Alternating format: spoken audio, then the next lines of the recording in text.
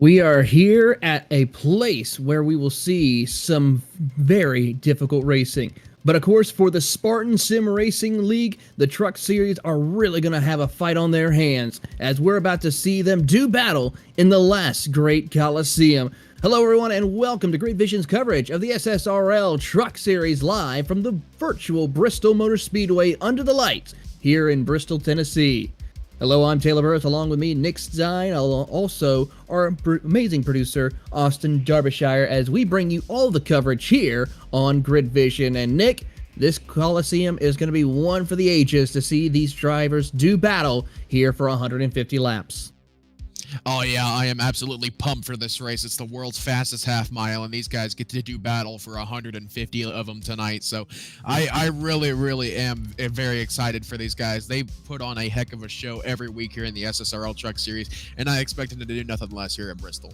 It currently is a very comfortable weather here today, 78 degrees Fahrenheit, 79 the track temp, so that track is going to stick and grip very easily for the drivers here today. As we take a look at the championship standings, though, Nick, a lot is still on the line as we're coming closer to see who will be the season champion. Yeah, that championship battle's getting really close, and it's going to get a lot closer tonight. Raymond Root not in attendance for tonight's race at Bristol, so he may lose that points lead if Brandon Edstrom can have himself a good night. And don't forget about Blair Holloman. He's in that championship battle as well. And, I mean, you take a look pretty much throughout the majority of your top five, and I would say, realistically, all of these guys have a shot at the championship still. So if these four, Brandon Edstrom, Blair Holloman, Kendall Leverin, and Philip Henry can have a good night tonight, I think this championship battle is going to get a lot closer than we ever thought. It certainly is, as we get ready to see how things will play out in tonight's racing action here for the Spartan Sim Racing Truck Series. As we get set to go, take a look at some of the other great events that we have later on here for this week. Of course, Friday night, we'll be back for the NASCAR iRacing Series in 2024. We have a little bit of fun, though, coming up. On Saturday, we have the Turkey Trot, which is going to be a fun little exhibition race as we get ready for the holiday season. And then Sunday, the RGR Racing Series heads to the hallowed grounds of North Wilkesboro Speedway. Make sure to tune in on all of our great coverage throughout the week, live and on Grid Vision. I'll tell you what, though, Taylor, you get to see me on Saturday night in that Turkey Trot event. It's a fun event. Me and my buddy Brandon Edstrom, a friend of Grid Vision, are going to be taking part in that. So we'll be having ourselves a little blast on Saturday night. We're looking forward to seeing that here as we get ready to go racing once again. And, of course, that Turkey Trot is at the Watkins Glen, and that's going to be a little bit of an exciting one, I have to say. Oh, yeah, Watkins Glen is by far one of my favorite road courses, and we're taking NASCAR there, so I am absolutely excited for that. I'm taking part in the Xfinity car. Brandon is still trying to figure out what he's planning on running that in, but I've heard him say he wants to do the truck, so we'll see what he ends up in, but for sure, I'm doing the Xfinity car.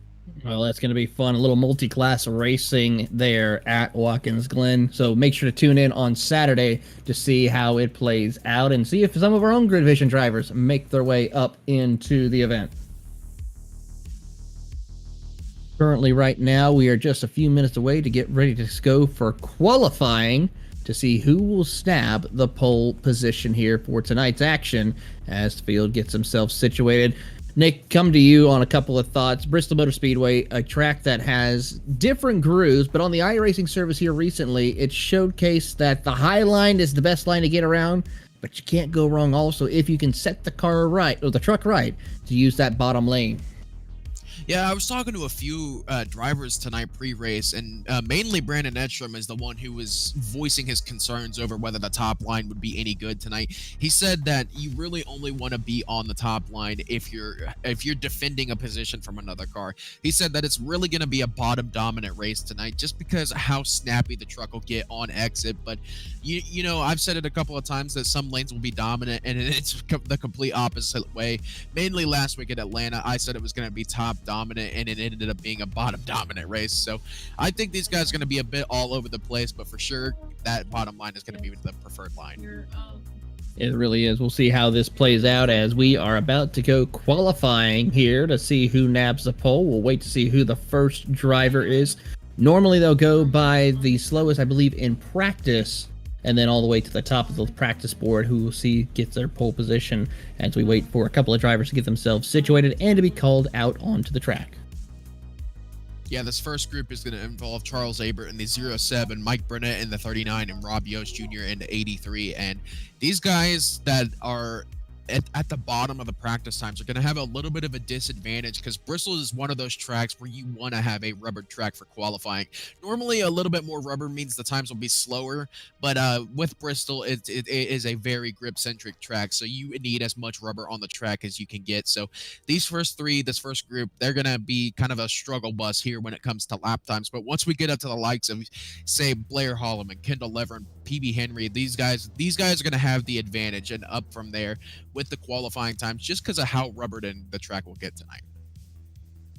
As we're waiting for those first couple of drivers, race control is about to release them here in a moment. As we'll see who sets the fastest lap here at qualifying as the field gets themselves situated here. I think they're about to release them momentarily. See who can set the fastest lap. We'll keep an eye on those three drivers who are out there on the track, as they are now been released out onto the circuit. Charles Ebert is now heading out in the 07 machine. He'll work his way around the circuit and get his first flying lap in momentarily as he's worked his way. He's taking a little bit of a middle line, trying to wash up to the top of the racetrack to try to build some momentum, which will be helpful if he can run that top line. Yeah, you're going to want to run this first lap on that top side just to build the momentum up a little bit. Bristol is kind of a bolt of a track, so you just want to build as much momentum as you can right now. Watching Charles Abert here, and he's getting ready to start his second time lap. First time lap's a 15.7. Of course, you're on the top, not really trying to build that much momentum, but he's interestingly running the second line on his second lap as well. So Charles Abert doing a bit of a different strategy here as he's going to come around and finish his second time lap. It's going to be a 15.513. Yeah, certainly his best one was the 15.513, as the next driver out on track is the 39 machine of Mike Burnett from Waddington, New York. He'll work his way and he'll go to the top of the leaderboard with a 14.914. So that will put him at the top, as we'll see the next driver make his way around the circuit. As currently, go ahead. I was just getting ready to say, yeah, these guys are doing a little bit something different than what we've seen the last few weeks. Of course, the last few weeks have been a mile and a half in super speedways, or actually, no, I believe they've all been mile and a halves. They've been sending three trucks on track at a time to do their qualifying runs. But here at Bristol, interestingly enough, they're sending two out at a time just to avoid that clutter on track. Currently, it is Rob Yost Jr. from Harrisburg, Pennsylvania, and his number 83 machine who will try to set the first flying lap as he comes out of turn number 4 across the line at 15.184. Good enough so far for P2. He's going to stick to the bottom of the racetrack this time around as he works his way through. Take the middle groove up, try to see if he can wash it. Oh, loses it, though, out of the middle of turns 3 and 4. And that will not work. Meanwhile, Tanner Marty, the Washington native, will go to second place with his fast time as he comes around to complete his final lap, a 14.831. New fast time and new pole sitter for the number 29. Yeah, and containing this next group coming out on track is the 37 of Kevin Zosiak and, of course, the 93 of Christopher Burnham. Two drivers that had really, really good weeks at Atlanta last week and unfortunately got caught up in last lap hijinks. So these guys are really looking for a good race tonight, and we're going to hope that they can get it as Kevin Zosiak coming around to start his first time lap. Here he comes in the number 37, the New England native. As he works his way around, he'll take the middle line through off of turn number 2 down the back straightaway. Tries to see if he can build up a little more momentum. Stays towards the bottom of the racetrack, and he'll also lose it out of turn 3 and 4. Saves it, but unfortunately, a 16.675 will put him towards the tail end in that second lap due to the fact of all the momentum he has lost will not work out as we ride on board with the 93 of Chris Burnham, who then goes up to P2 with a 14.878. Let's see if he can improve on his lap time. As he hits the wall off of turn 4, that will disallow his time, so second place will be good enough for him for the time being. Yeah, and we're seeing a lot of these guys get loose, and that's mainly because of how difficult it is to run this track with how little rubber there is. And that's why I said the guys at the top of practice times and the guys at the bottom of the qualifying order are going to have the biggest advantage here because they're going to be the ones that have the most rubber on the track and the most grip, therefore. So yeah, these guys that are starting out this qualifying session have been losing a ton of grip and a ton of time because of how slidey this track can be with how little rubber it is. Concord, North Carolina native David Fuge Jr. is next out on the track in the number 11 Ford F-150. Thomas Wolfe in the 91 will be next out, as here comes Dave to set his first flying lap around the circuit, as he's going to try to build up some momentum. He's going to stay a little bit higher up to the top of the racetrack, then dive it down, kind of diamonding the corners a little bit to build some momentum. Cross the line of 15.262, good enough for P5 at the moment, as he tries to work his way down the back straightaway to get up a little bit, a couple of more tenths, and try to get into the 14-second bracket. He'll stay towards the bottom of the racetrack out of turn number 4. Across the line, a 14.912.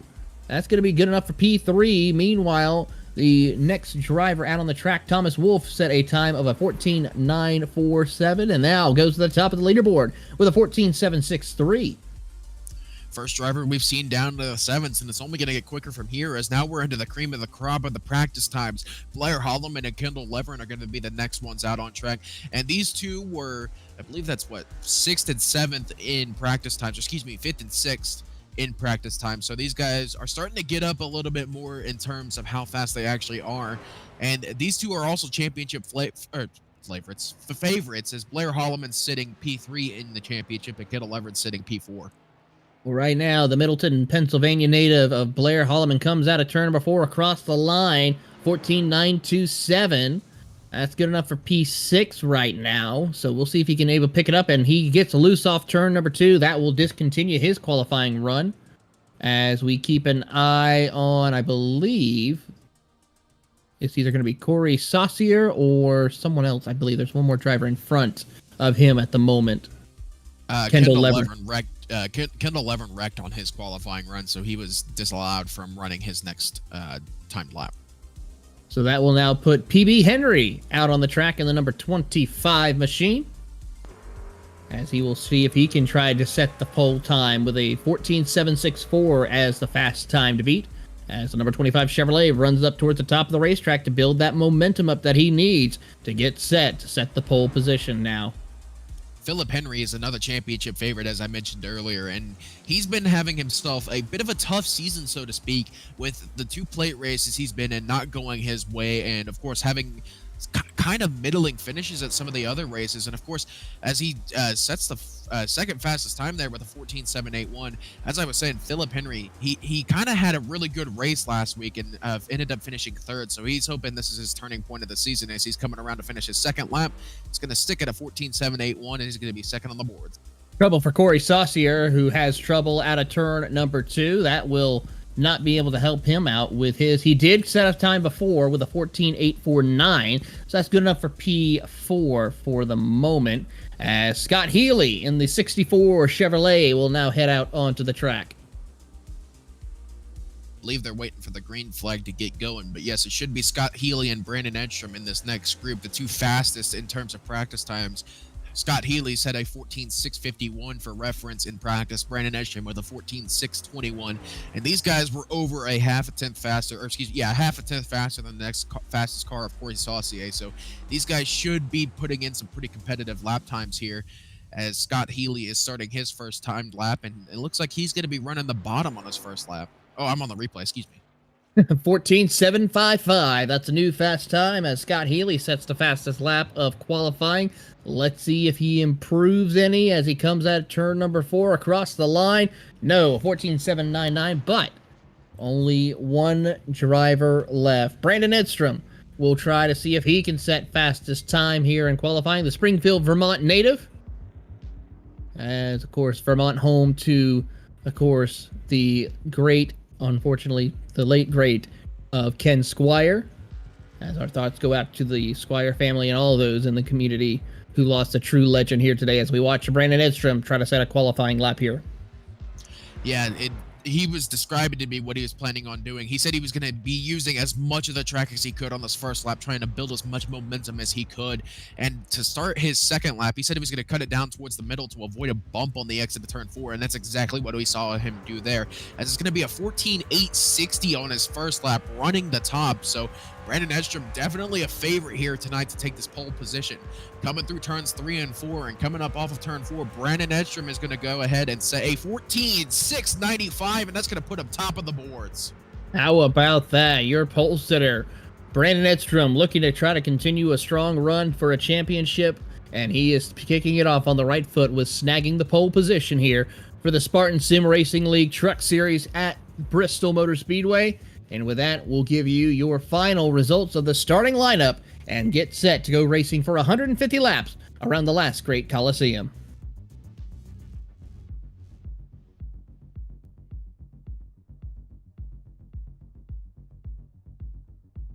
Give it a few moments here for everything to update as drivers get themselves set. 2 drivers will not get to set qualifying times. That is Kendall Levron and Jordan Salyers. Of course, Jordan Salyers is race control here tonight, so we will have 12 drivers entered into tonight's event here at Bristol Motor Speedway.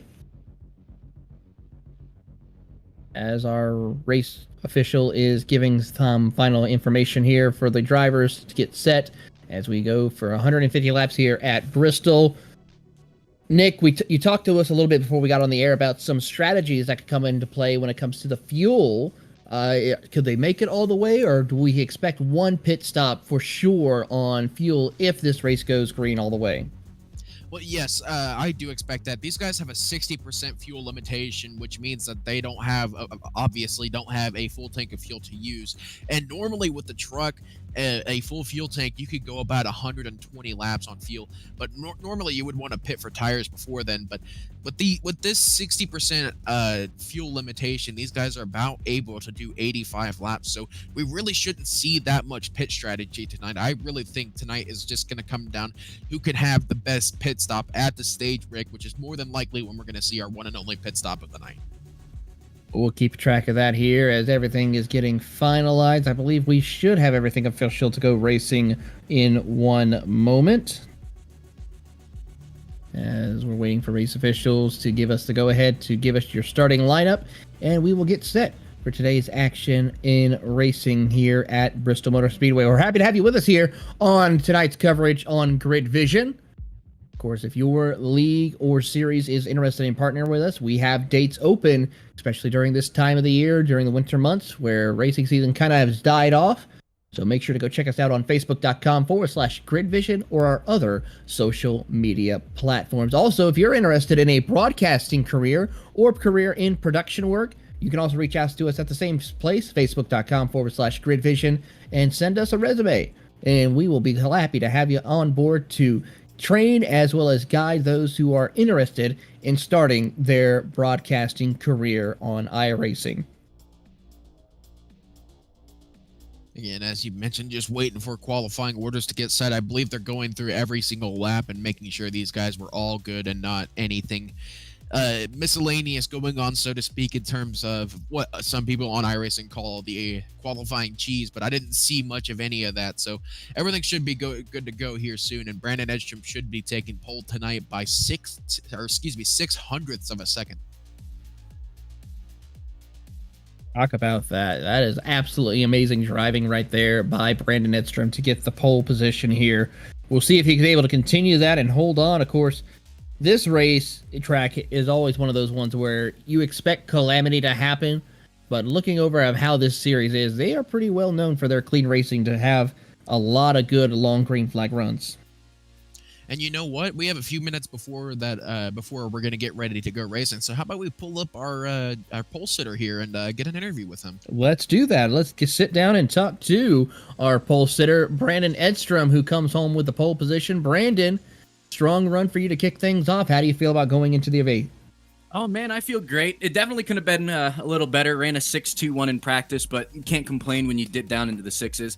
Nah, man, I feel good. Honestly, you know, it's always loved coming here to Bristol in any car but the next gen because it's god awful here. But No, man, I look forward to it. I'm very confident, put in a lot of practice this week.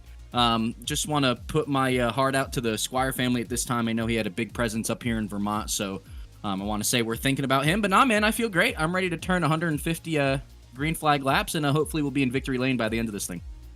All right, well, Brandon, we look forward to it, and we're going to keep an eye and see how well you do here tonight. That is Brandon Edstrom from Springfield, Vermont, driving that number 24 Ford F-150, and your pole sitter here tonight at Bristol Motor Speedway for the Spartan Racing League here at Bristol Motor Speedway. As we get set, I think everything is almost cleared. We should be getting ready to go out on the track here in a few moments.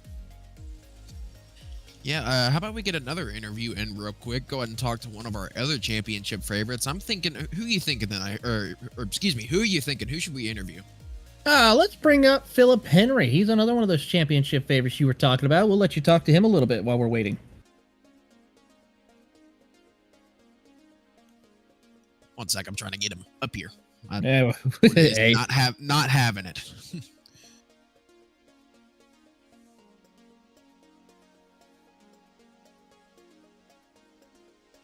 Philip Henry, Nick Stein up in the booth. You got a copy? Yes, sir, I do. Oh, man. Well, you are a championship favorite here to start the season, sitting, I believe, 5th in points right now. And knowing that Raymond Root is not here tonight, are you? What's your plan tonight? Are you going for the win, or are you just hoping to gain some points on that battle and hopefully get back into the fray? Probably going to take it easy. First half, kind of see how this plays out. Make sure I'm there at the end. If the win is there in the final 5 laps, yeah, I'm going to go for it. But I'm going to make sure I just get a good points night tonight.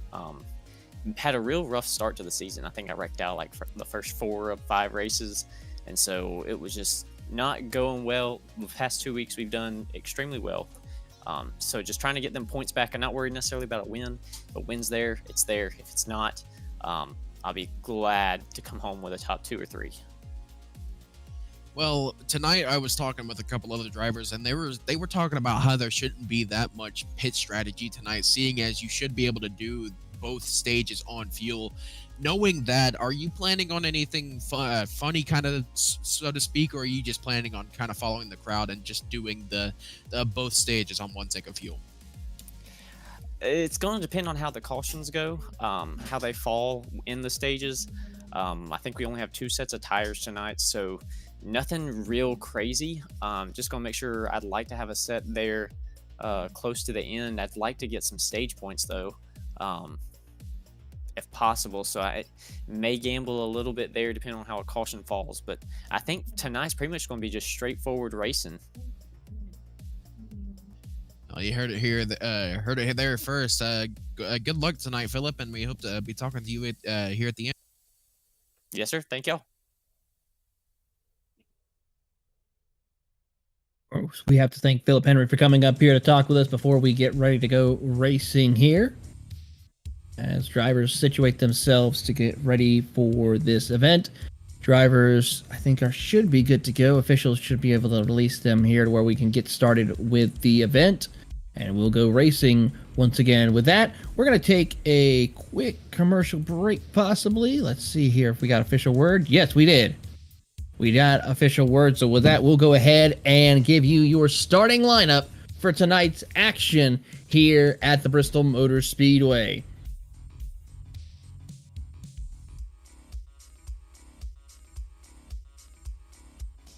As there it is on the pole position is driver. Of course, we just talked to him, Brandon Edstrom, along with Scott Healy, your front row. Thomas Wolfe and Philip Henry will be starting in row number 2. Tanner Marty and Corey Saucier will be starting in row number 3, followed by Christopher Burnham and David Fuge Jr. in row 4. Row 5, rounding out your top 10, is Mike Burnett and Blair Holloman. In row number 6 is Rob Yost Jr. and Charles Abert. And then rounding out your 7-row field is going to be, of course, Kevin Zioski and Kendall Levren, rounding out your field of drivers. Of course, Jordan Saliers is our amazing race official here for tonight's action, and we'll see him looking ever so watchful over the field of drivers here in tonight's competition. We're happy to have you with us. It's time to go racing under the lights at the last great Coliseum.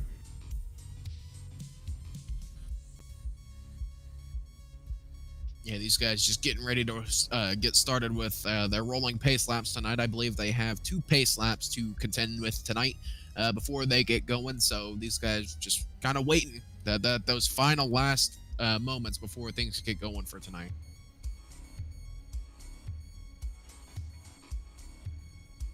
It's going to be crazy. It's going to be exciting. We're happy to have you with us here on Grid Vision as the field gets himself situated. As Benny, the pace car driver, is going to be ready to go, pulling out with the iRacing pace car. We're waiting for 20 seconds here. As of course, we have to wait for every driver to get lined up. Of course, with one driver not racing, that is, of course, being Jordan Salyers, we have to give him a few minutes for him to set up and make sure everything's good to go up in race control. As we are good to go. Pace car should be pulling off. And we will get this show underway. There you see the car starting to roll a little bit. And away we go. 14 drivers, 150 laps around Bristol Motor Speedway, the last great Coliseum. As they line up 2 by 2 to get ready to go and do battle in a probably a reputable name for the series, the Spartan Sim Racing Series, or Sim Racing League, I should say.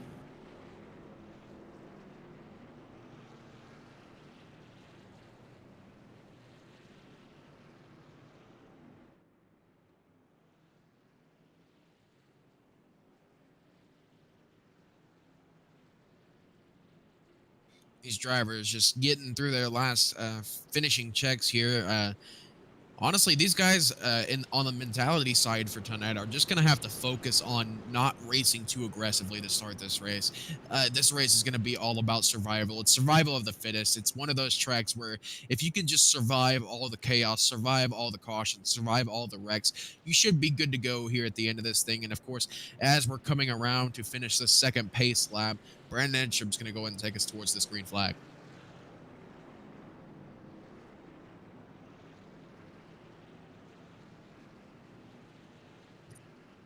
Field now working their way out of turn number 4. Barney the Flagman has the green flag in hand, and we are racing here at Bristol as they work their way already. Scott Healy gets a great jump on the field as he'll take the outside lane and already pull out by about 3 truck lengths over Brandon Edstrom as they work their way through the middle of turns 3 and 4. Top 3, single file. Battle for 4th, though, between Corey Saucier and Thomas Wolfe starts the rage as Corey will slide into the 4th position and take hold of that spot.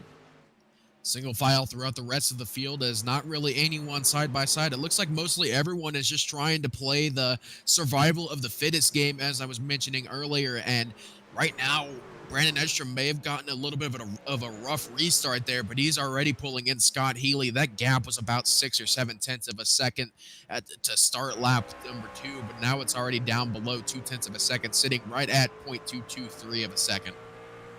Drivers, as you ride on board here with Scott Healy and the number 64 machine just being smooth and consistent, hitting his marks, but here comes Brandon Edstrom as they come across the line. He's just a tick faster, not by much. They almost ran identical lap times, so we'll see how well they're able to keep it up as the tires start to wear, because this track here is definitely going to eat the tires up in a very short period of time. Yeah, Bristol is one of those tracks. It's a concrete track. These guys are going to be struggling for tires at some point tonight. But of course, 75 laps is that stage. So these guys have something to look forward to once that stage does come. As long as you can survive 75 laps on the tires, that 75 laps may be broken up by some cautions, but it is going to be quite difficult. But if you can survive that, you should be in a good spot for the rest of tonight. Drivers now working their way through. Here comes Brandon Edstrom with a big head of steam as they work their way through the middle of turns 1 and 2. He's trying to get that momentum rolling for him, but he's not close enough. He's now down to about half a truck length. He'll go to the top side to try to get the big Mo on his side in order to go back up to the front of the field. Yeah, he got a pretty good run there, and talking to some drivers, they said that the outside's not really going to be the place to generate the momentum. The outside is going to be the place if you want to try and defend a position because of the run you can get. But as I say that, here goes Brandon Edstrom to the inside of Scott Healy, side by side for the lead here. Brandon Edstrom to the inside, the 64 of Scott Healy. is trying to use that middle line to defend. He's going to put that air down onto the nose of the 74 Brandon Edstrom, and it looks like Scott Healy's going to win this battle. Scott Healy holds on for the moment and can continue to hold on.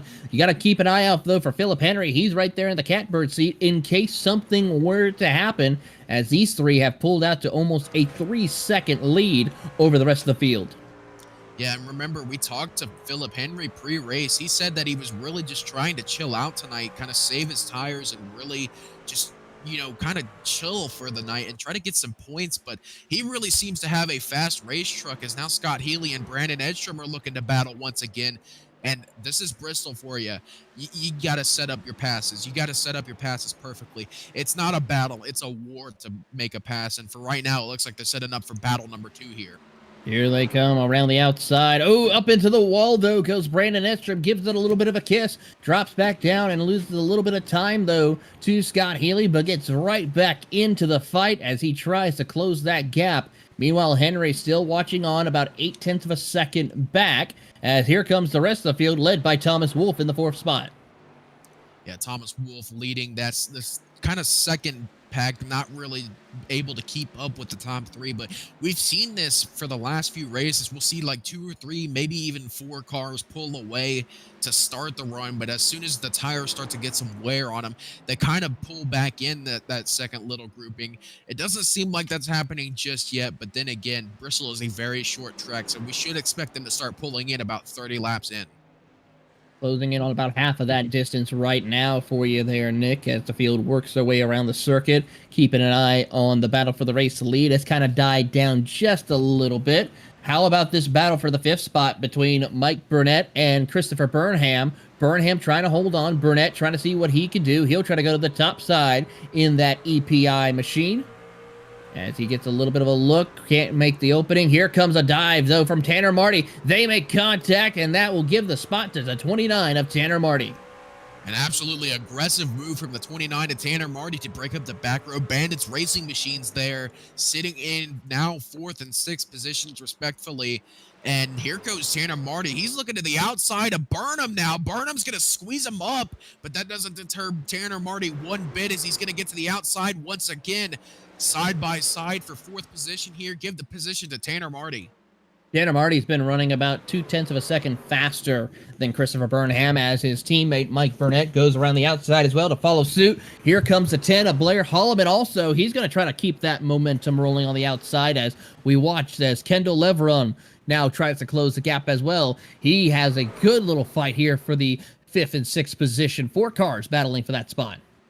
I tell you what, that 93 of Christopher Burnham has gone from the penthouse to the outhouse in the span of a couple of laps, as he's lost a ton of time.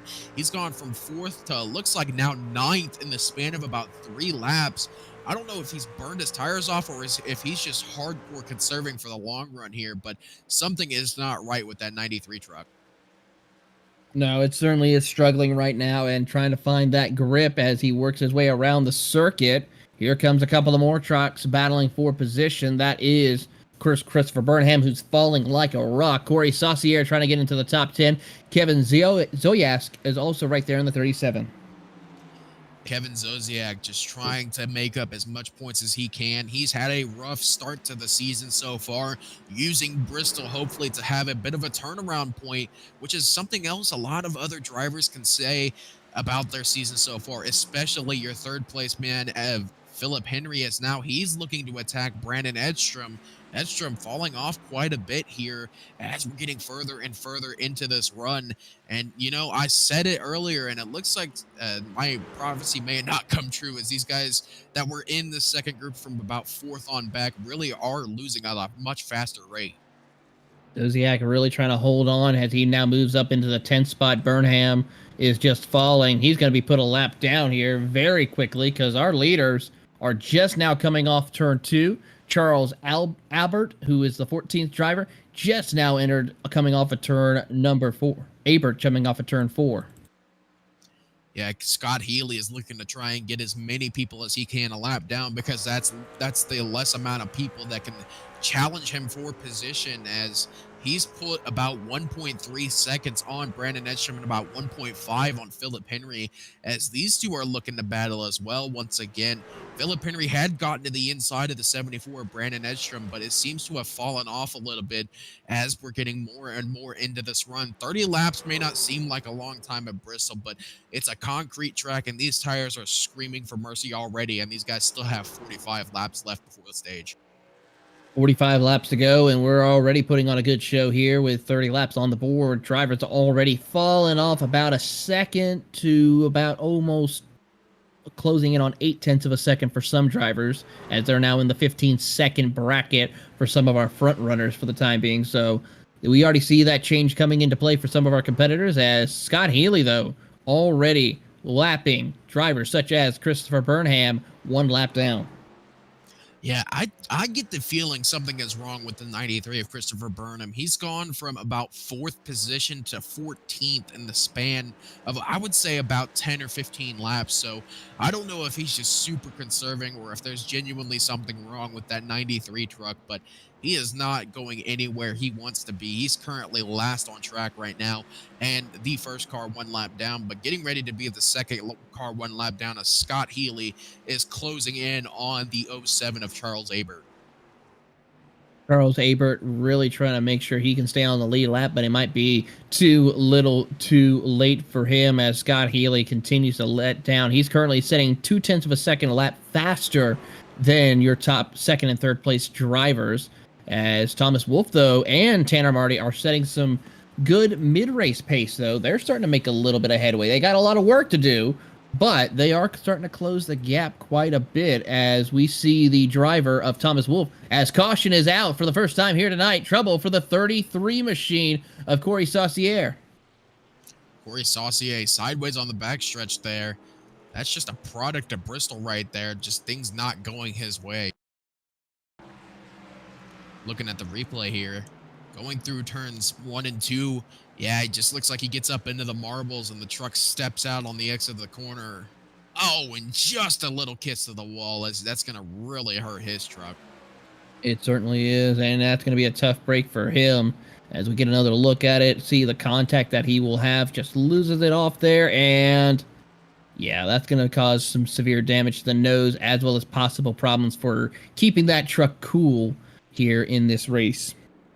Oh, I think Scott Healy may have just gotten an unsafe pit entry penalty, as it looked like he had wanted to pit, and he tried to go down the front stretch pit road. He dipped below the blue line. Remember, we're at the single pit road variation of Bristol, so this means you have to enter on the back stretch and go all the way around. This is not the dual pit road entrance that we've seen in the past. So if you do cross that blue line, it will be an unsafe pit entry penalty, but I don't know if the 64 crossed it enough to trigger that penalty. One way to find out, we'll have to see if it gets called pit road as we get another look, possibly. Nope, we're back live. Watching the action here, and this is going to be interesting, as it looked like they had to clear a black flag. Yeah, it was for Jordan Sailors, the choose car. So now they've shortened to 2 laps to green. So we should be coming to choose cone here within, I believe, this time by. As the race official Jordan Sailors is, of course, did you choose cone out there for our drivers? And we'll see who goes where when we get ready to go racing here. Of course, the rule is similar like we see in NASCAR. Don't hit the cone. Of course, if you hit this cone, it's going to cause some problems for you, I have to say.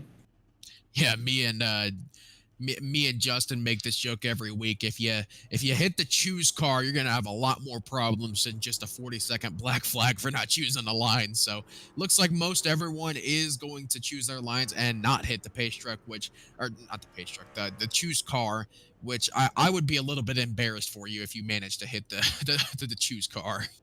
I would be looking at you funny. Yeah, I would be doing the same, because that is a very difficult thing to do with how bright and how big that car is. So, like I said, if you manage to hit that, props to you, but you're going to be the laughing stock of this league for a while if you do that.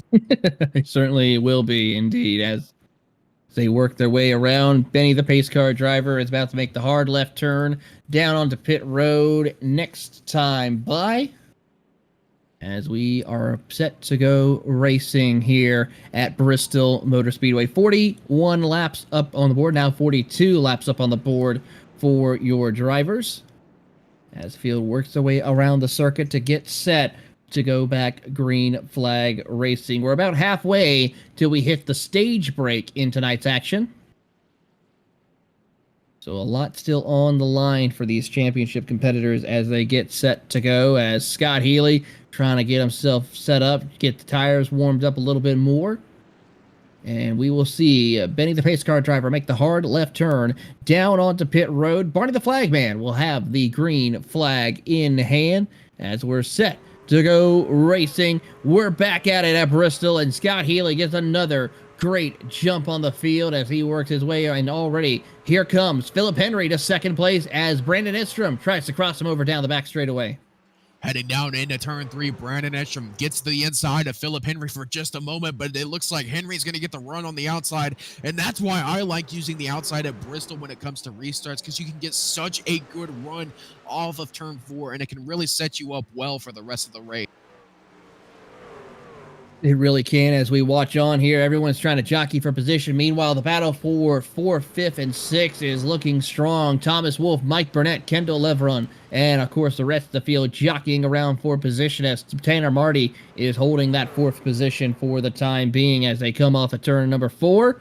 And those 4 drivers will do battle as they try to hunt down your top 3. Yeah, these guys just trying everything they can to get back up into that fray for the fight for the win. But with how old the tires are, 46 laps on these tires, it's going to be really difficult to be able to pull in time hand over fist. But as I say that, here comes Tanner Marty. He's looking, he was catching for just a moment on the 74 of Brandon Edstrom, but it looks like the 91 of Thomas Wolfe may have something to say about that, as he almost got a nose to the inside of the 29 of Tanner Marty there. Had to check up a little bit. That's going to allow Mike Burnett to make a look to the outside of the 91 of Thomas Wolfe. Wolfe going to go up and block that move and disallow the 39 of Mike Burnett from making that move for just another lap. He's going to try that here as Burnett tries to throw the block, but meanwhile, a little further back, it's a little bit more dicey as here they come. Marty and Wolfe jockeying for position as they go side by side out of turn number 4. That's going to bring 4 more drivers into the mix as they are catching Brandon Edstrom. Brandon Edstrom really seeming to be struggling for grip on that 74 truck. It looks like he may have burned his tires off a little bit earlier than he would have wanted, and that's going to bring him back into this battle for 4th position as Thomas Wolfe almost gets clear of the 29 of Tanner Marty there off of turn 4. It's going to take another corner for him to get clear, and it looks like he will do it. It's almost a little bit of contact between Burnett and Marty there. They keep it out of each other, and now here comes Thomas Wolfe. He's to the inside of the 74 of Edstrom. Edstrom's going to squeeze him, and there goes Thomas Wolfe spinning to the inside. Caution on the racetrack. Tough break right there for Thomas Wolfe with that contact there as the caution comes out for the second time. Let's take a look at that replay. Nick, walk us through what happened. Well, here comes Thomas Wolfe to the inside here on this replay, and it looks like Brandon Edstrom went to squeeze him down. Thomas Wolfe just comes up, though. I don't think he expected to be to the inside of Brandon Edstrom like that. I think he thought Edstrom would have cleared him off the corner, and unfortunately, that ends up with Thomas Wolfe in the wall. While we are under caution, we're going to take a quick commercial break, but when we come back, we'll bring you more green flag action here of the Spartan Sim Racing League here on Grid Vision. Don't go anywhere.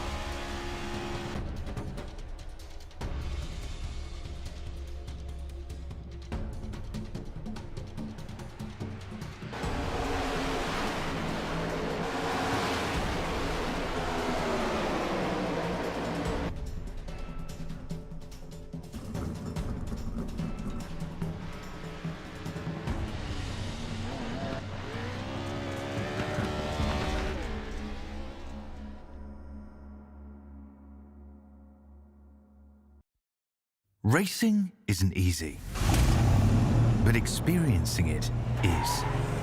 iRacing puts you in the driver's seat with the industry's leading sim racing game. Drive on laser scan replicas of the greatest racing circuits from around the world. Go head-to-head against other drivers chosen by skill-based matchmaking to ensure competitive racing at every level. Compete across all your favorite series.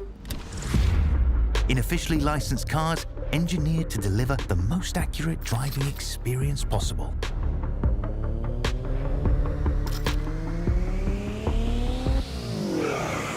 Join a race or host your own with players from across the globe.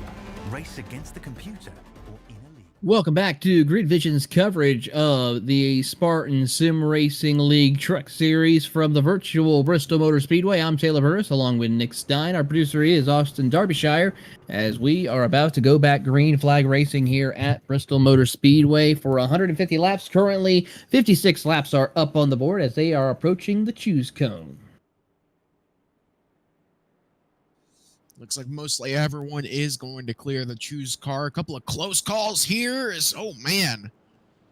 A couple of really close calls there. Oh, man, that's Corey Saucier going flying by the choose cone there. That was a close call indeed, as we're about to go back green flag racing. We'll give you a quick rundown of your top 10.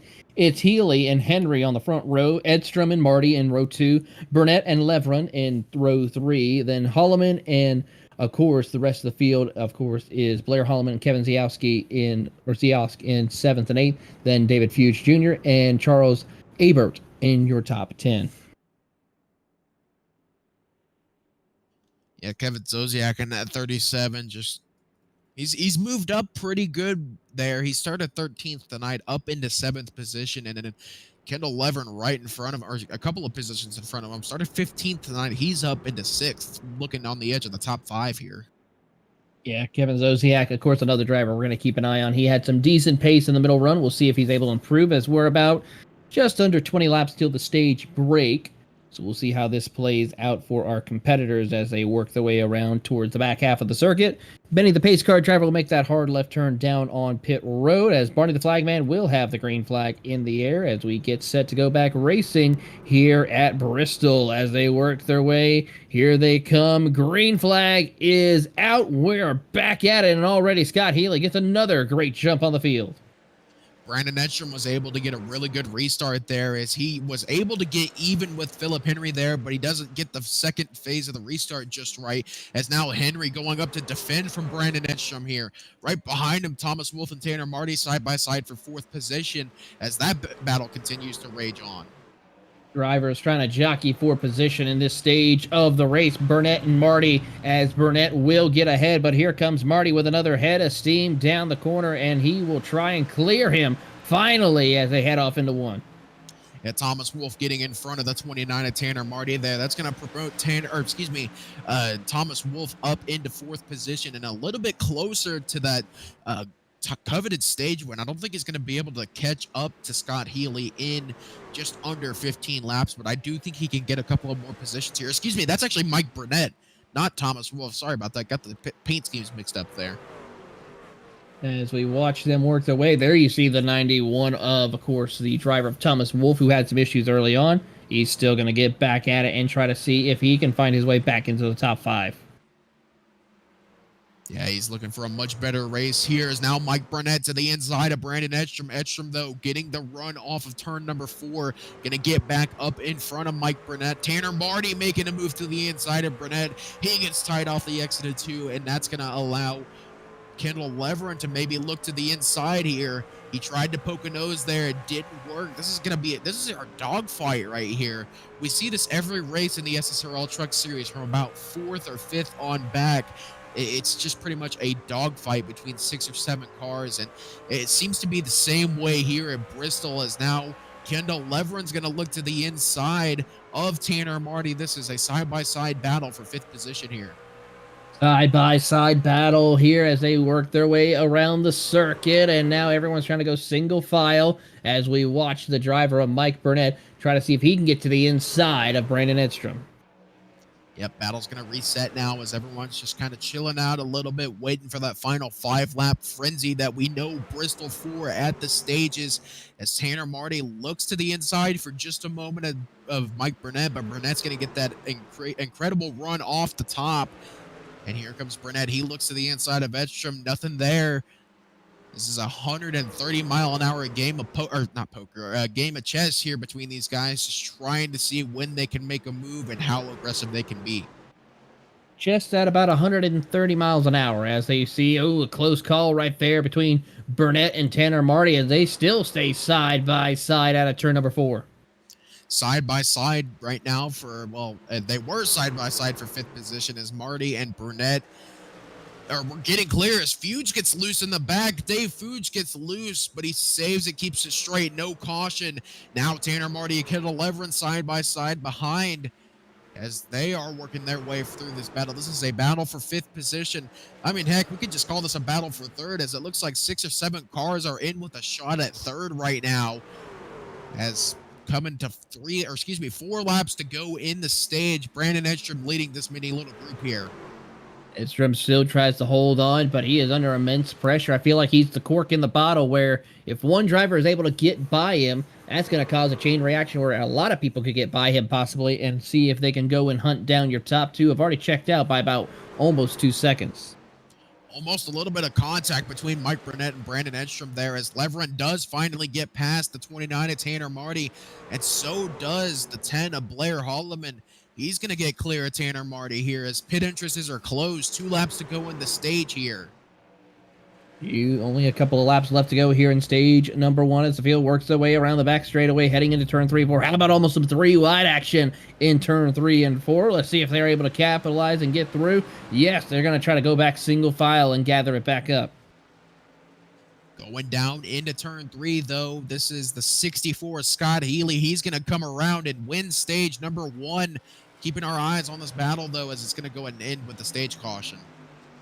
As the caution comes out for the 3rd time, first time for the stage break here for tonight, as the field works their way around. And, of course, Scott Healy will be the stage winner of that event.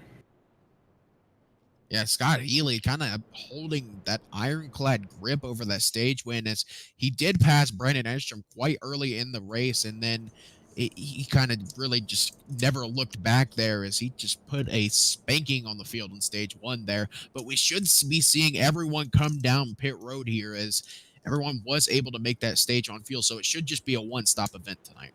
Should be indeed a one-stop event, and we'll see how this plays out for the drivers, as we'll see who the strategy. Of course, everyone should be doing a 4 tires and fuel run. 4 tires and fuel more than likely going to be the call, as you said. Yep, it looks like everyone on track except the 93 of Christopher Burnham, who is a lap down, is going to come down pit road here, and it's going to be that slow crawl. 35 miles an hour is the speed limit here at Bristol Motor Speedway. And these guys just this is going to be where it's hardest to hold that 35 miles an hour, is coming through the turn of turn 3 and 4. For whatever reason, the speed limits get a little bit funky here, and it can give you kind of a faux speeding penalty, but it seems like everyone's getting through pretty cleanly. Seems to be the case here, as everyone now enters into their pit box, and we'll keep track to see who wins the race off pit road. As there you see Scott Healy entering his pit box along with Brandon Edstrom. And the rest of the field now enters their way through, and we keep track to see who wins this race. A few drivers already getting themselves situated as Choose Cone makes his way around the circuit. There you see the race off, and it is going to be Scott Healy, then Henry, I think, then Edstrom, Burnett, Kendall Leverin, your top 5. That was an incredibly close race. I believe Brandon Edstrom beat Philip Henry off of pit road there. Yeah, he did. Brandon Edstrom beats Philip Henry off of pit road, and he's going to get promoted up into 2nd place here on this restart. And Scott Healy kind of got away there from everyone else. There's a pretty big margin there between him and Edstrom. Really good battle there off of pit road as they get themselves situated and ready to go. So we'll see how this plays out as we get ready to go racing for only a little under halfway of tonight's race, as we should be getting the 1 to go signal next time by.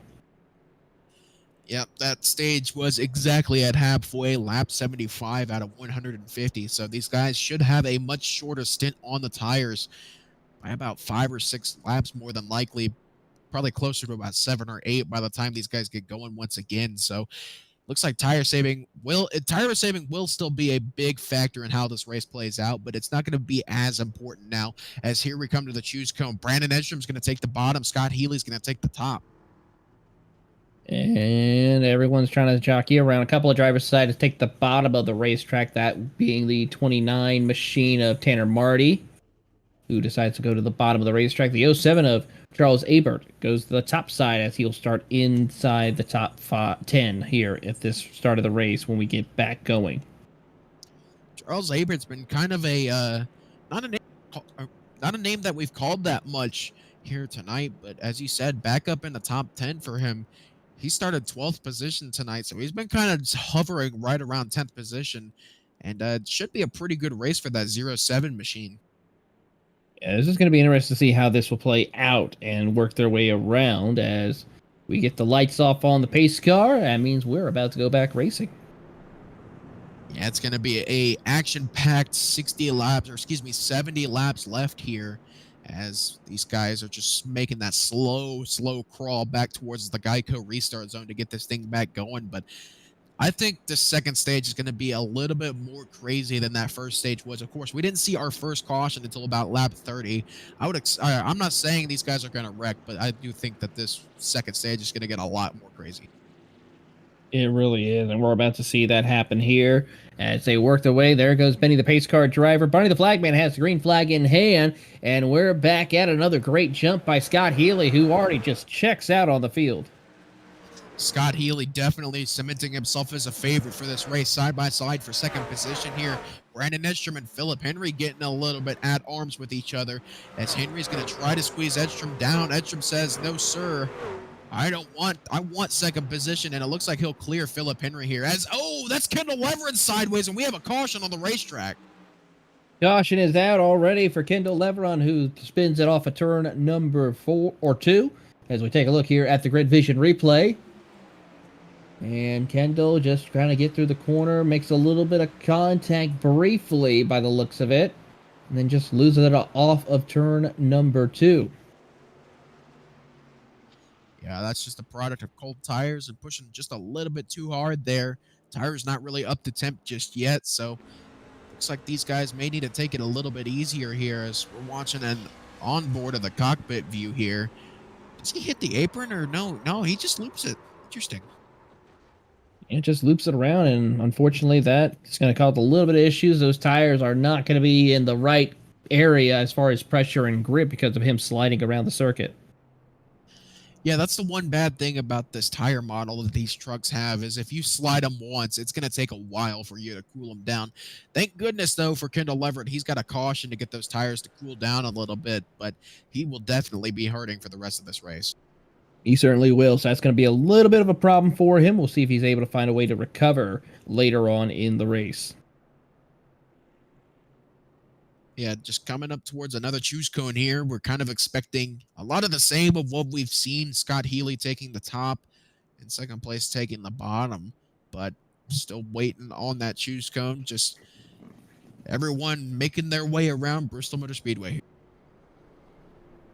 Choose cone is actually on his way out as the 33 of Corey Saucier will head down pit road to maybe get some tire changes, top off with fuel, and continue on his way. Of course, we saw that 33 of Corey Saucier sideways earlier in this race. He's looking to make a bit of a comeback here as he's in 8th position now, or scored in 8th position, but he will be restarting this race in 13th position ahead of Christopher Burnham, who, of course, took the wave around to get back on the lead lap. Here we go, and seeing who chooses a position on the track as they approach the choose cone. Looks like next time by. One more lap to go, so they should be hitting 2 to green here before this next restart, which, as you said, would be coming up towards the choose cone. And we should see everyone start to choose their line, of course, as the choose cone does work. So We'll see who everyone chooses, but I do expect Scott Healy to take that outside line.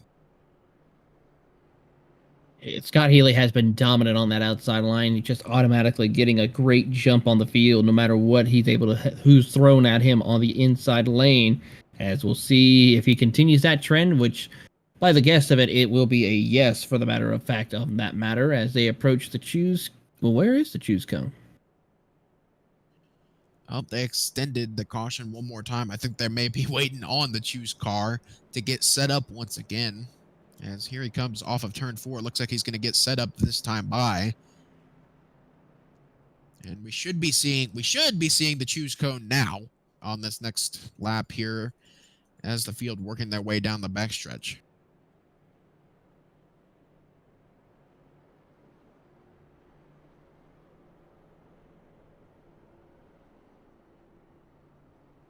Working their way over to the back straightaway, and now the choose cone is about to happen here. And we'll see where everyone decides to choose their spot on the track to get started for the restart of tonight's race here as we continue on. And so far, it's no surprise for the driver of Scott Healy to choose the outside lane.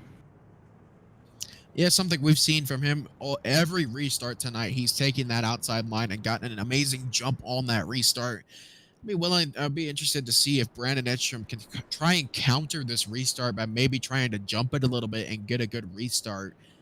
Because Scott Healy has been doing pretty much the same thing every restart by going as early as possible as he can in the restart zone and just getting that really, really good jump. So eventually you would think people would start to pick up on that and try to jump that restart a little bit. Yeah, we'll have to see how that plays out between the drivers as they work their way around the circuit.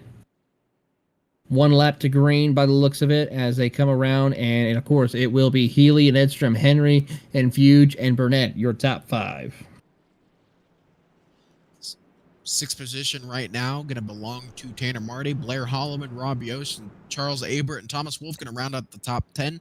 Kevin Zosiak, Kendall Leveron, Corey Saucier, and Christopher Burnham going to round out the field tonight. 14-car field tonight as they're working their way down the backstretch, getting ready for this restart here. And this is going to be about the point where these guys are going to start to kind of get a little bit restless when it comes to where they are on track and where they want to be. So expect a little bit of craziness on this restart. We are going to see some of that as Benny the pace car driver makes the hard left turn down on pit road. Barney the flagman has the green flag in hand, and we're back at it. Just about 60 laps to go in today's race as they work their way around into turn 1 and 2. Drivers need to try to settle down a little bit, get some runs in, log some laps, and hopefully see themselves in the right position when that checker flag falls. Right as you say that, Dave Fuge and Mike Burnett make a little bit of contact. They keep it straight, though, as things are starting to kick off a little bit here for about the 5th position. The 3rd position. No, 4th position as Mike Burnett is getting swarmed right now as Dave Fuge is going to go spinning. He's going to be Tokyo drifting down throughout the majority of turns 3 and 4, somehow managing to keep that truck straight, and we stay green. What a save right there by Dave Fuge Jr. to hold on. He's going to drop all the way to the last car on the lead lap, unfortunately, and lose a ton of time, but is still going to continue on and racing hard here as the rest of the field's already checked out as trouble for Blair Holloman, who's falling back quite a ways, and also another driver who I'm keeping an eye, PB Henry's falling back to P3. Yeah, PB Henry kind of got jumped on that restart by Brandon Edstrom. Edstrom, of course, he jumped that restart a little bit to try and get a better restart, and it worked to perfection as it allowed him to get up in front of Philip Henry going into turn 1. So now Edstrom would probably want to start focusing on some, as we have a caution on the racetrack. Tanner Marty and the 33 of Corey Saucier in trouble here as we'll take a look at the replay. And it looks like Marty had some trouble and tried to rejoin the track. And yeah, 2 cars don't belong right there on the bottom of the racetrack like that. I believe there's Corey Saucier involved in that as well. Taking a look at another angle here off the suspension cam of Marty. Looks like he had gotten loose off of turn 2 and just collected the 33 of Corey Saucier. Corey Saucier, of course, having some more problems. He had a little bit of issues early on, but it will continue on his way. No severe damage to his machine.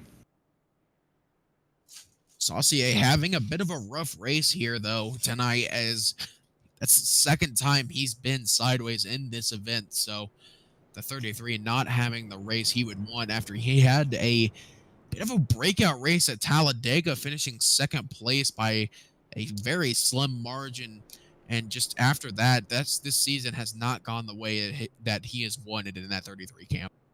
No, it's certainly not the case here, and we'll see how this plays out as Choose Cone will make his way out into the circuit. And with that, we're going to take a quick commercial break. But when we come back, we'll have more coverage, hopefully, of the finale here at the Spartan Sim Racing League Truck Series from Bristol Motor Speedway, live on Grids Vision.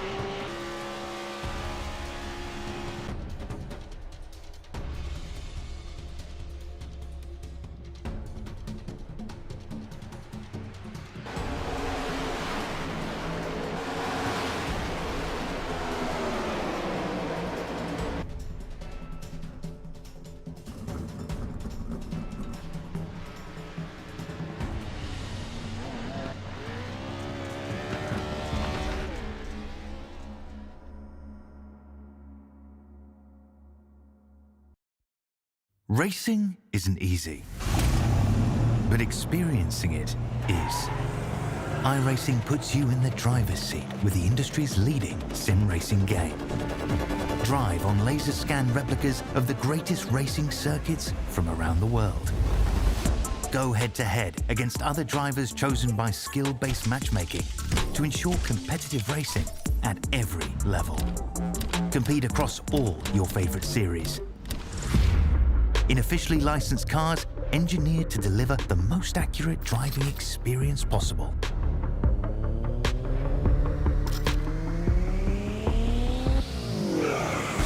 Join a race or host your own with players from across the globe.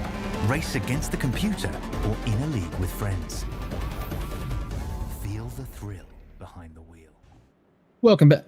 Welcome back to Grid Vision's coverage of the SSRL Truck Series live from Bristol Motor Speedway. Coming up on 50 laps to go in today's race. Field already doubled up, ready to go. 1 to go till we go back. Green flag racing is set. As we are here, Taylor Burrows along with Nick Stein, Austin Derbyshire, our producer for tonight's race, as Scott Healy and Brandon Edstrom and Philip Henry have been the class of the field of tonight's race. Yeah, they've kind of had a, for lack of a better word, stranglehold on this race throughout the most of the night. Brandon Edstrom and, of course, Scott Healy, the only ones leading laps tonight. But Philip Henry's been up there. He's been up there with a chance tonight. He just doesn't seem to have the pace that Scott Healy does as they're coming around for another restart. As they work their way around to get settled for the event here, we will see who is going to be able to continue on with this dominance as Benny the pace car driver makes the hard left turn down onto pit road. As Barney the flagman has the green flag ready to go, and we're back racing here once again.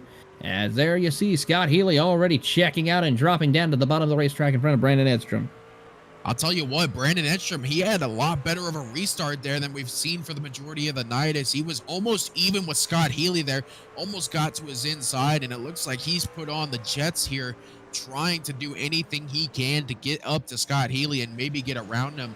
Of course, Scott Healy has led the majority of the laps tonight. I believe he's led all of them except for the first 4 or 5 when Brandon Edstrom had taken the pole and just kind of fell off from there. So we'll see if Brandon Edstrom can keep this pace up for the last 45 laps of this race. But for now, just waiting and seeing if he will be able to get up to Scott Healy. Scott Healy's going to do what he can to try to see if he can catch up, but he's got a lot of work to do to hold on for this race lead. Brandon Edstrom, though, 0.2 of a second back, trying to see if he can stay up to date. Yeah, as it's pretty much been single file throughout the majority of the field. really only a couple of pop-up side-by-side battles that get squashed out pretty quickly. So I think these guys are finally starting to learn that they need to kind of conserve a little bit and save their stuff for the final about 15-20 lap push that is required here at Bristol to be able to do good. So looks like most of those guys are starting to realize that and kind of calm it down. Things are starting to heat up a little bit, though, between the race leaders as we watch on between your top two. How about Philip Henry starting to get back into the mix as well? Blair Holloman also in the fourth position, really putting on a good show. Yeah, we saw almost this exact same grouping at Atlanta really, really quick. And the only person we're missing out of that group from Atlanta is Raymond Rudolph, who, of course, is not here tonight. So this is the exact same group we saw battling for the win last week. So I think it's safe to say these are the guys that are our championship favorites right here. Of course, Scott Healy only making his first start last week.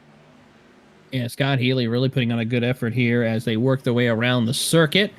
Closing in on 40 laps to go. There you see the 91 machine of Thomas Wolfe, who spun and is now inside the top 5 after a few laps. So he's making a good recovery run.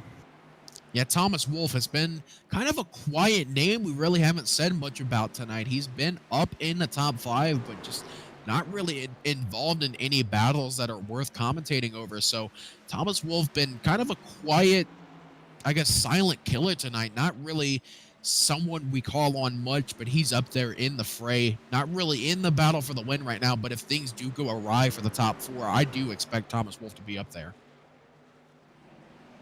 Thomas Wolfe really putting on a good show. Mike Burnett battling right now with Christopher Burnham as they work their way through. Tanner Marty also trying to get his way up back into the top 10 as he just got around Charles Abert for the 12th position. Yeah, and we just watched Philip Henry and Brandon Edstrom have a little battle there in which Philip Henry got in front of the 74, and now Philip Henry setting his sights on the 64, Scott Healy. And this is really the first time we've seen Philip Henry doing something like this for the lead, as he's been in third place for the majority of tonight's event. So good to see that 25 actually had some pace and may actually be able to challenge for a win. Here they come around the circuit here as they try to challenge for their position. You're riding on board with PB Henry as he hunts down Scott Healy, and he gets a great run. He'll go to the top of the racetrack to try to see if he can get around for the race win here. But here comes Brandon Edstrom right there, your top 3, all line, nose to tail. Caution is out. On the racetrack, though. Dave Fuge Jr., I think, might be involved in this one, and another couple of other trucks. Looks like maybe a bit of a multi-car incident here. So I believe that was Kevin Zosiak involved in that as well. Looking at the replay here, this is Kevin Zosiak, Christopher Burnham. Zosiak just looks like he spins off of turn number 2, absolutely slams the wall, and just gets torched by Dave Fuge Jr. Dave Fuge Jr., unfortunately, is going to have some problems. He's going to have to come down and fix that truck by the damage as we see here. Get another look at it.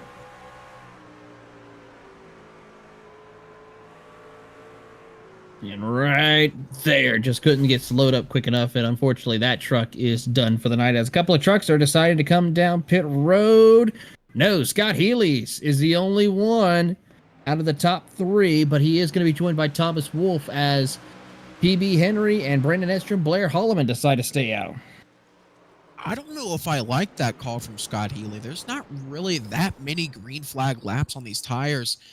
They've only really had about 15 green flag laps of actual full speed running on these tires.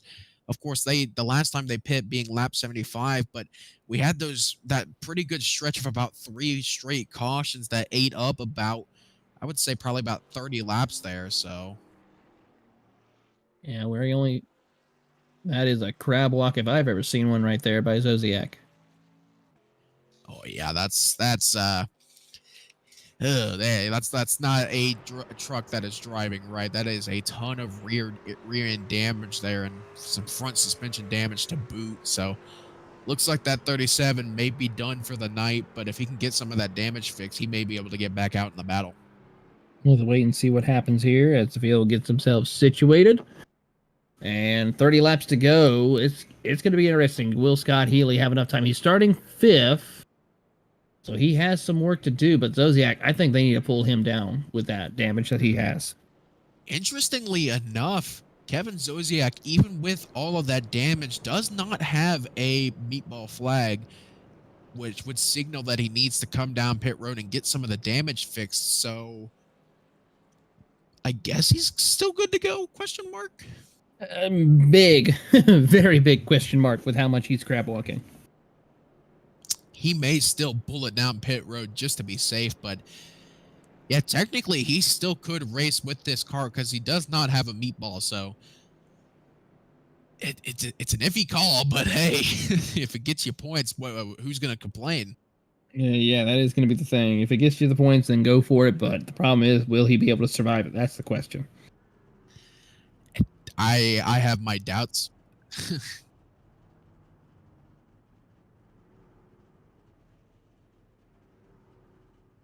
Kendall LeBron. Yeah, I was just getting ready to say Kendall Levron's up there, one of our championship hopefuls. Taking the inside, going to start inside pole here. So things are getting a little bit spicy up here in the top 5.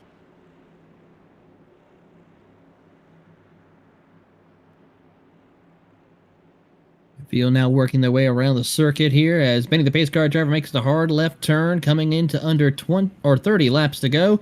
Green flag is out, and there goes Henry already pulling out of the field here and moving away, as now we'll see Levron and Edstrom battle for second. Edstrom on the high side is going to get that run, and he's going to get clear pretty easily of the 28 of Levron. But of course, look right behind him. There's Scott Healy already up into 5th position on those 4 fresh tires. So we'll have to see how decisive the advantage is for the 64. But for now, looks like he may be struggling just a little bit as he's stuck on the inside of the 91 of Thomas Wolfe, and he's got the 28 of Kendall Levron right in front of him. So if he gets stuck here for a while, there may be a chance that Edstrom and Henry could pull away. But as I say that, Scott Healy gets to the inside of the 28 of Kendall Levron.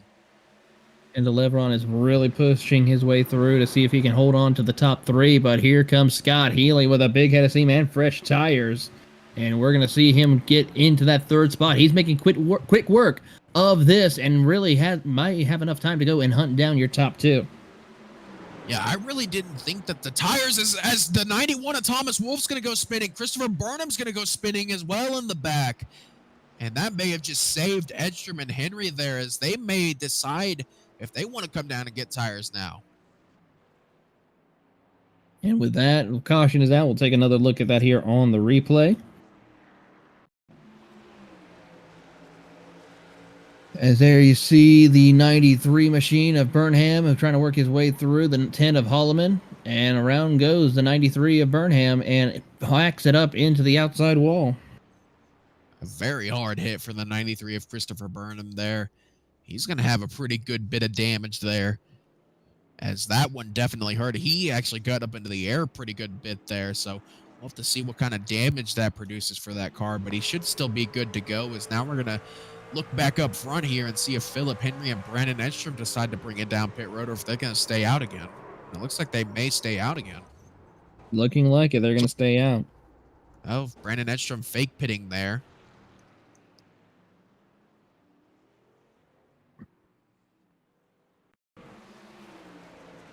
Taking another look here. Go ahead, Nick. I was getting ready to say, we're getting ready to say the same thing. Look at another angle here. Thomas Wolfe trying to get to the inside of the 93, just not able to, and gets it all out of sorts there. Yeah, tough break right there for the driver of the 91 machine. Back to live now. Of course, nobody deciding to pit there. Brandon Edstrom did attempt a fake pit there, but it really didn't fool anyone. So looks like Henry and Edstrom may have made their bed. Now they're going to have to lay in it. So we'll have to see how this plays out for these 3. But for now, it looks like Scott Healy made the right decision pitting there. They are seeming to do so, and we'll see how this works out. 28 laps to go. We'll wait for the giant orange race car to help out with choosing where they will set themselves up for this restart. And I gotta say, when we go back racing, we might be under 15 laps to go, possibly, or right at 15 laps to go. Yeah, I believe they should be. They're on lap 130 now. which is 20 laps to go. And no, I don't think they will, because they're coming to choose now, which is set at 2 laps to go, or 2 laps to green. So should be about 26, 27, or no, excuse me, 16, 17 laps to go. Yeah, give or take. So we'll see how this plays out for the drivers as they set themselves up. As the choose cone is set in place out on the racetrack. More of, I'm expecting Henry to maybe take the outside here to try and counteract what Brandon Edstrom did last time on the last restart, but to see how this plays out here for this top 3. Of course, these 3 have been up front for the entirety of this race in one form or another. Your top 3 right now, Phillip, Henry, Edstrom, and Healy, have all been led laps tonight, as Henry's going to take the outside, Edstrom to the inside, Healy to the inside, and, or excuse me, to the outside, and Leverin to the inside. And with that, we're about to go back racing here once again. Under 20 laps to go. We'll see who comes out on top as the field works their way out of turn number 2. Benny, the pace car driver, will continue to lead them and make that hard left turn down on the pit road. Yeah, just waiting to see. Man, I am very excited to see how this is going to play out. This is going to be an absolutely wild last 16, 17 lap shootout here. It's now coming through turns 3 and 4. It's going to be in the hands of Phillip Henry to get us going once again. Actually, just kidding. They have one more lap. Oops. We were so close. We were so hopeful. I seriously thought they had already done another pace lap, and my laps are blending together if you couldn't tell, so things are getting a bit interesting over here.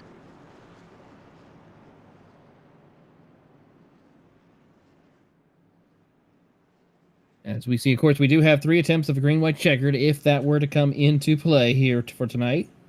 So we'll have to also keep that in mind and see if that will change any strategy calls. I think if we get another quick caution, we may see the top 2 come down pit road just for that extra set of tires, but now they should be coming to a restart in the hands of Phillip Henry. Here they come. Barney the Flagman has the green flag in hand, and we are back at it. Phillip Henry already pulling away. Here comes Scott Healy on the outside to get around Edstrom for that second spot. Can't quite do it as they work down out of turn 2. Edstrom gets clear. He's going to squeeze Healy down to the inside. Healy gets a little bit loose on the apron. Edstrom squeezing him on the exit once again, and Edstrom gets clear of the 64 of Scott Healy, but Healy on those fresh tires. It's only a matter of time before he's able to either get to the inside or the outside of Edstrom. Looks like Healy wants the inside, but Edstrom's not going to give him that advantage that he so desperately wants. As now Scott Healy's going to go to the outside. It doesn't look like it's really going to work, as Edstrom's going to go up to block the move. Healy to the inside, side by side for second position. Edstrom squeezing Healy down now. Healy getting it loose off of the corner and put Edstrom back up into second place. Clear as Healy's going to get really loose through turns 1 and 2. That's going to allow Kendall Leverin to get to the inside of the 64 of Scott Healy, and maybe even Thomas Wolf to attack. Yeah, Thomas Wolf is definitely going to try to get in there. Leverin also. This could be the game changer where Scott Healy might not be able to come out on top for this as they work their way. As there you see Kevin out back on pit road after his crab walking experience. Unfortunate end of the night for Kevin Zosiak there, but I think he did it out of the kindness of his own heart for the battle for the lead, because this thing is not over yet. We're not even within 10 laps to go, and Scott Healy's already coming back. You can already tell that this is going to become a very heated battle here, as Brandon Edstrom is not one to give up a position easily. As here comes Scott Healy on those fresh tires. He's closing in rapidly. Going to take it all the way up to the outside, cut it back down for the good run that you can get. Don't think he's going to be able to get to the inside here. Edstrom goes up to the top to block Healy from using that top side. And now side by side for second position once again. Healy's going to get loose again on the inside, as Edstrom's going to go ahead and keep second place for one more battle. Healy is trying to see what he can do. Edstrom, though, not giving it up easily, and this is allowing Henry to scoot away so carefully as caution is out once again. Christopher Burnham in the 93 having problems. Burnham having another moment in a very difficult night for that 93 machine. You can just see how beat up that 93 is, and he's just not having a good time. As we're going to go ahead and take a look at the replay here. This is Christopher Burnham looking to the inside of the 10 of Blair Holloman. And Burnham's just going to get loose and get up into the 10 of Holloman. And, oh, man, who's that hit the pit barrels there? That was Charles. the 07 of Charles Abert hitting the pit barrels. Pulling a Kyle Larson, but a lot quicker. And a lot more harder, I would have to say, into the pit barriers. We'll take another look at it. And boom, that even looked like it hurt. Yeah, that would have hurt big time now. And interestingly enough, no one coming down pit road, so it looks like Henry and Edstrom are confident in their abilities to keep Scott Healy behind them. And this is going to result in probably a very almighty battle here between the three juggernauts, of this race tonight. See how this plays out. And of course, 6 laps to go. I think we might be able to do one attempt of a green-white checkered here. Yeah, I think this is going to be a green-white checkered here. Not quite a natural green-white checkered. So these guys are going to have 4 laps to battle once we do go green, as I believe now should be the time that the choose car, the choose car is on track. So they are coming to choose, not this next time, but the time after that. So it should be a green-white checker.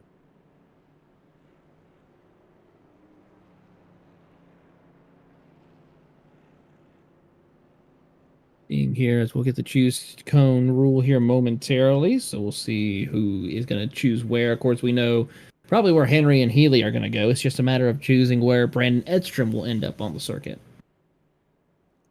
I would assume that Edstrom's going to do exactly what Philip Henry doesn't do. So if Philip Henry takes the outside, I expect Brandon Edstrom to take the inside, and vice versa if Philip Henry takes the inside. So it's just all a matter of what Scott Healy does. I think he's going to go the line of least resistance here. So pretty much wherever Philip Henry doesn't go.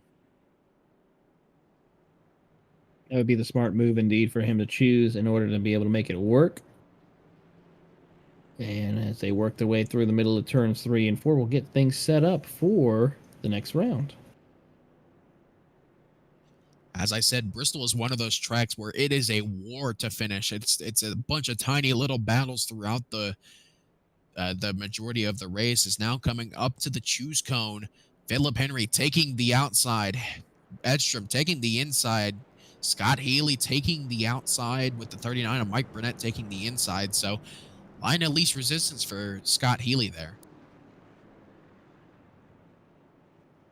Scott Healy is really trying to get things going here in order to make it work out for the competitors as they get themselves situated for our first attempt of green-white checkered.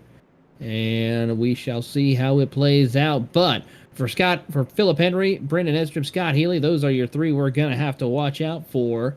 But don't forget about a couple of others. Mike Burnett in the mix in 4th position. He's right there in the 2nd row. He could have a shot if these 3 get together. Yeah, I was going to say anyone from about 6th forward could really have a shot at this if things do get a little bit crazier than what we're anticipating for these top 3. So definitely keep an eye on that just to see who may have a chance, because the way that things have been going, tempers may start to flare if things do start to get a little bit crazy between these top 3. See how it plays out here as they enter the back straightaway to get started here. By the looks of it, it's going to be close to see how this plays out, as Benny, the pace car driver, should be making the hard left turn down onto pit road this time by. And he does. That means the green flag for Barney the Flagman is getting ready to come out. Here we go. We're going to end it here in about 2 laps here, as here goes Philip Henry pulling away and gets a good jump on the field. Yeah, Edstrom and Scott Healy side by side. We saw these two get into each other a couple of times on the last little run here. Scott Healy on the outside, though. It looks like he will clear Brandon Edstrom. Scott Healy up into 2nd position. Now has his sights set on the 25 of Philip Henry. Will things get a little bit crazy as they're coming off of turn 4 towards the finish? Out of turn number 4, the checker flag is in the air. Philip Henry will hold on and win here at Bristol. 64, Scott Healy finishing 2nd, Edstrom finishing 3rd, Mike Burnett in 4th, and Corey Saucier coming home in 5th position tonight. Great drive by these drivers here as Philip Henry was able to pull strategy and come out with the win in a dominant fashion towards the second half of the race. Great drive for him as we look forward to seeing what will happen as he burns it down here at the last Great Coliseum.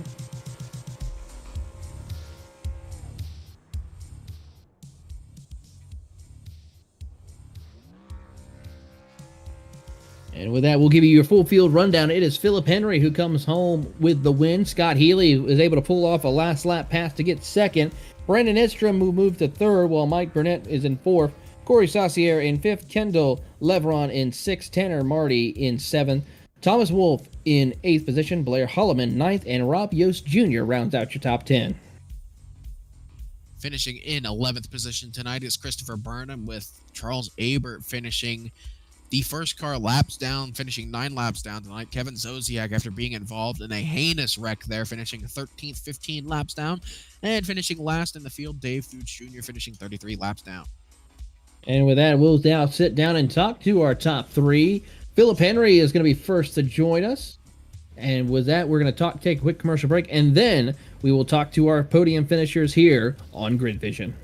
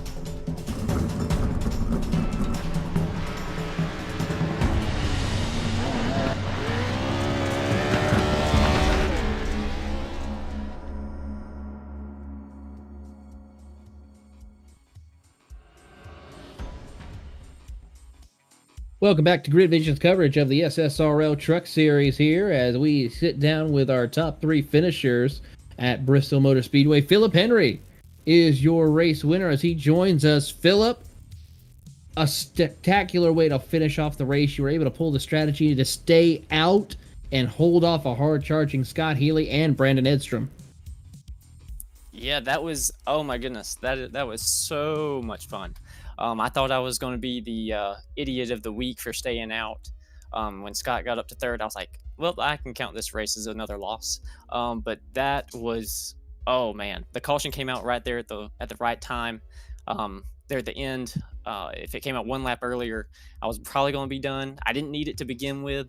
But man, that was, yeah, Scott was coming fast.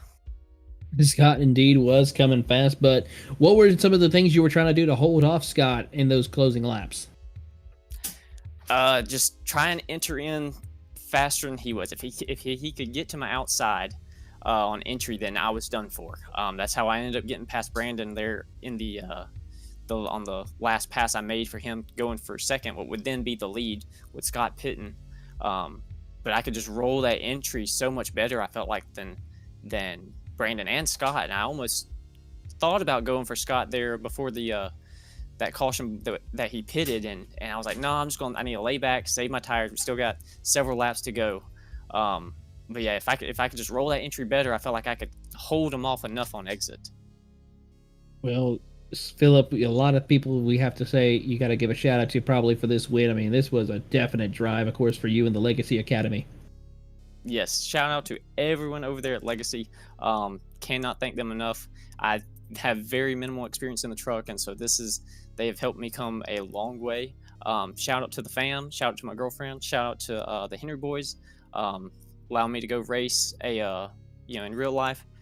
Just can't thank everybody enough. Man, this is a great win. That is Philip Henry coming home with the race win, as we have Scott Healy coming up here in second. He is going to be with Nick Stein. Scott Healy, Nick Stein up in the booth. You got a copy? Yes, sir. What's up, guys?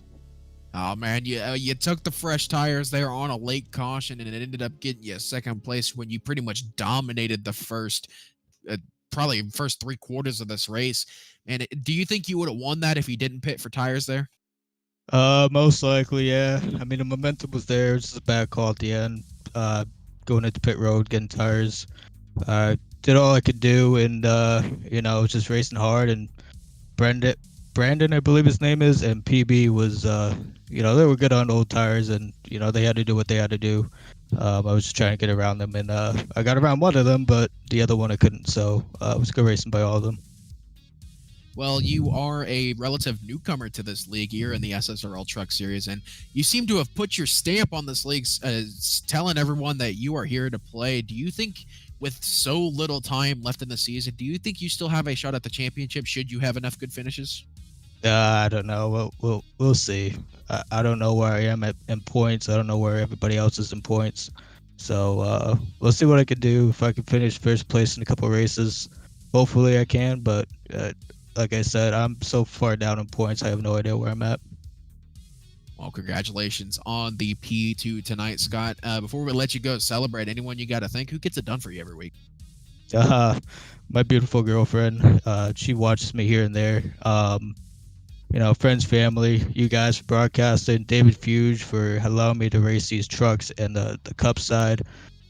Just everybody that I can thank. So that's about it. Well, congratulations on the P2 tonight, Scott. We'll go and let you celebrate. All right. Appreciate it. Have a good night, guys. And now we are joined by third place finisher Brandon Edstrom. Brandon, you came home with the pole, but unfortunately could not get the win here tonight. Walk us through what you think was missing for you here. Definitely tire saving. Scott in the 64 just had something going through the center that I felt like I needed to overdrive the truck to keep up with him. But he was just backing it up a lot earlier and just taking care of the tires and being smarter about it. You could even see it later on in the run when Philip Henry was trying to get to my inside and I was running the outside, and it just killed the right front. It killed the left front. Usually at Bristol, the left sides are okay. The right rear wears off a little bit and the right front is destroyed. But that first run, I really killed both of the front tires just driving it so hard because Scott was so fast. I think I was like 74-87 on the right side or something like that. So it was really off balance. The second run, I learned a little bit better, but it felt like if you ran the top for more than 2 laps, you were just going to cook that right front. And, since these trucks are momentum based, you got to be fast every single lap. But Scott and Philip definitely had the trucks to beat tonight. I may have been the Rocket Man, Ryan Newman, but I'm pretty sure every race that Ryan Newman qualified pole on, he never won. So I'm not mad about it. I'll take P3. I'm really close to taking the points lead. We'll have to see after tonight how that goes. But it wasn't even the truck. It wasn't even the setup. It was just me, just burning the right front off of it and not taking care of the truck. Well, before we let you go, Brandon, anyone would like to say thank you to? Yeah, absolutely. NAMI, the Northern Alliance on Mental Illness, for their continued research on those who suffer from mental illnesses. No Kid Hungry for providing 10,000 meals a day to those who are starving overseas. I want to thank Darby, you, and Nick for the coverage all the time. You guys do a fantastic job. My fiance, my mom, David, Matt Power, Ben Tubbs, Zach Cooper, all the friends that watch me every single week and just give me the little bit of extra confidence boost that I need. And we're going into one of my favorite tracks next week at Chicagoland, which shame on NASCAR for taking it off the schedule. But I'm just a fan. I have no say, but I have no doubt in my mind that it's going to be a 4-lane racetrack next week, and y'all are going to have a fun one to watch. Well, we look forward to heading to the Windy City next week here for the SSRL. That is Brandon Edstrom coming home in third position, and you will see the SSRL head to Chicago on Grid Vision next Thursday night. But we still have some other great racing. We still have the Turkey Trot happening on Saturday. Multi-class racing with the NASCAR trucks and Xfinity at Watkins Glen. Then we head back to the North Wilkesboro Speedway with the RGR Racing Series, as they'll be providing some great action. And then we'll be back at it again on Monday with Grid Division, Champions Power Equipment, and then back here again at Chicagoland for the SSRL. Nick, final thoughts for tonight? I mean, it was Bristol tonight. It was honestly just your typical Bristol race. It started out pretty clean, and then things got a little bit crazy after the after stage one. So, all in all, just your pretty much normal Bristol race there. Things got a little bit wild at the end, and it was a lot of fun to watch tonight. With that, we have to say thank you to all of our amazing partners here at the SSRL Truck Series, and we look forward to seeing you guys next time here on Grid Vision. I'm Taylor Burris. He is Nick Stein, and our producer is Austin Derbyshire. We also have to give a big thanks to the other members of Grid Vision, Justin Levine, Brian Britt as well. Thank you for tuning in. We'll see you next time.